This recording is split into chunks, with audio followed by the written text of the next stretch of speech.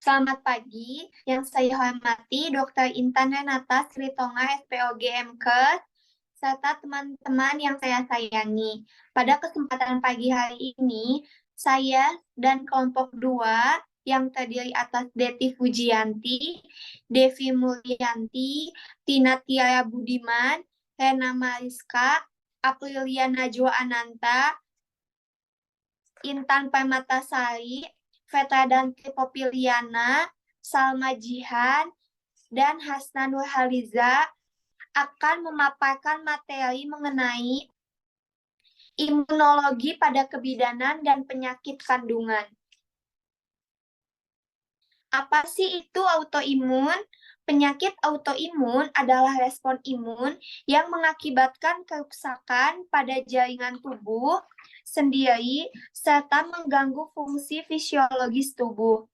Penyakit autoimun dapat menyerang bagian tubuh manapun dengan tanda klasik autoimun berupa inflamasi.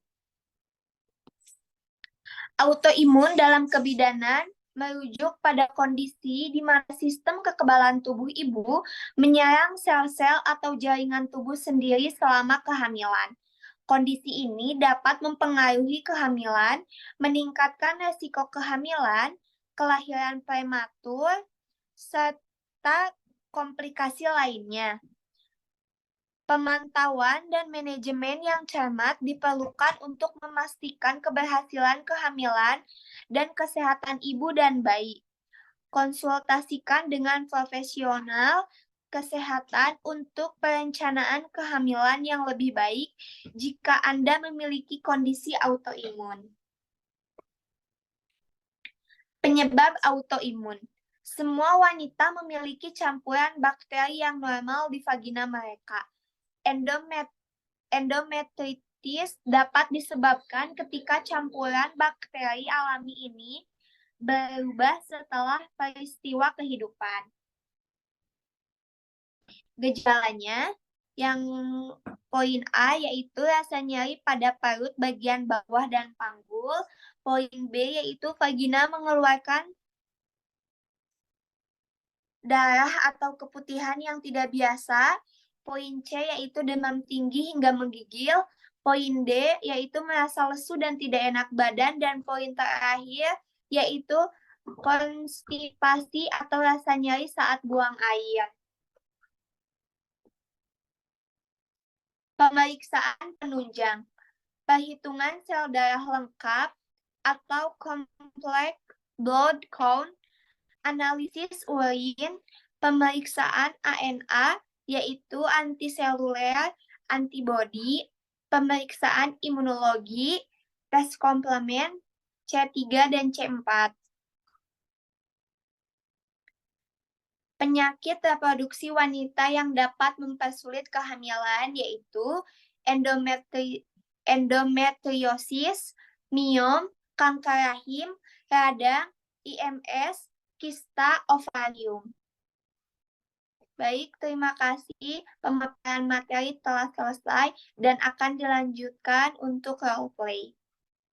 Selamat siang, Bu. Saya Bidan Rena yang akan menangani kehamilan Ibu. Apa kabar Ibu hari ini? Selamat siang, Bu. Saya baik-baik saja, cuman agak lelah dan pegal-pegal. Oh, begitu. Ibu sudah berapa minggu hamil? Sudah 12 minggu, Bu. Sudah pernah USG belum, Bu? Belum, Bu. Ini pertama kalinya saya datang ke sini. Baiklah, sebelum saya melakukan pemeriksaan, saya mau tanya dulu, apakah Ibu punya riwayat penyakit tertentu? Ya, Bu, saya punya penyakit lupus. Lupus? Apa Ibu sudah tahu apa itu penyakit lupus?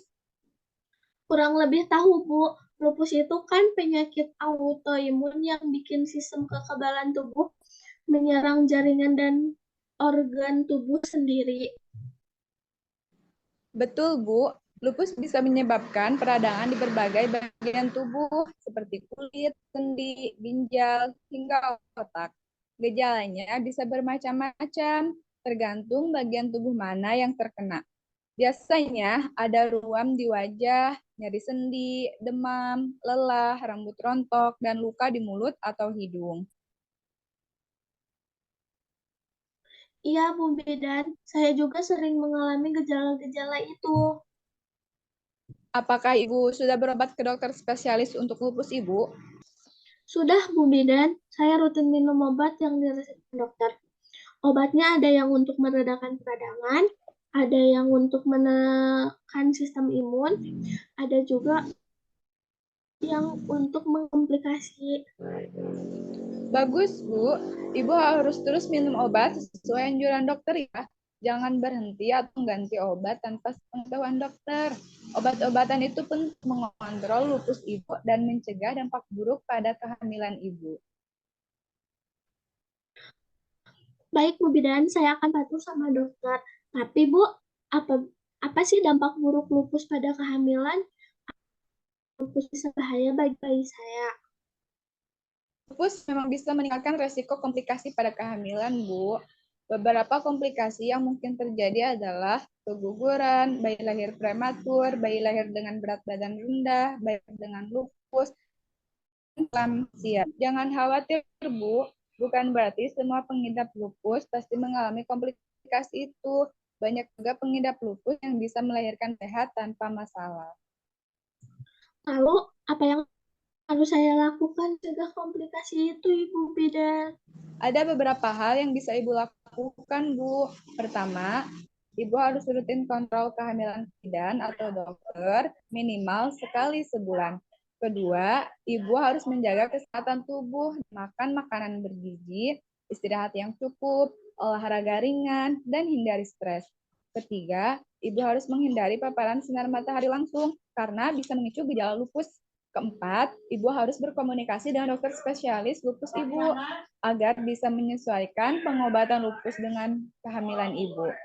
Kelima, Ibu harus selalu optimis dan positif bahwa Ibu bisa melalui kehamilan ini dengan baik-baik. Oh, terima kasih banyak, Bu.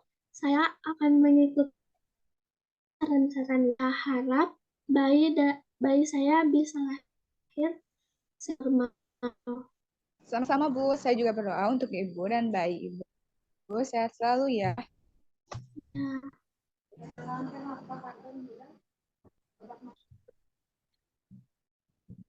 Sekian pemaparan materi dan roleplay dari kelompok kami. Mohon maaf jika ada kesalahan. Terima kasih.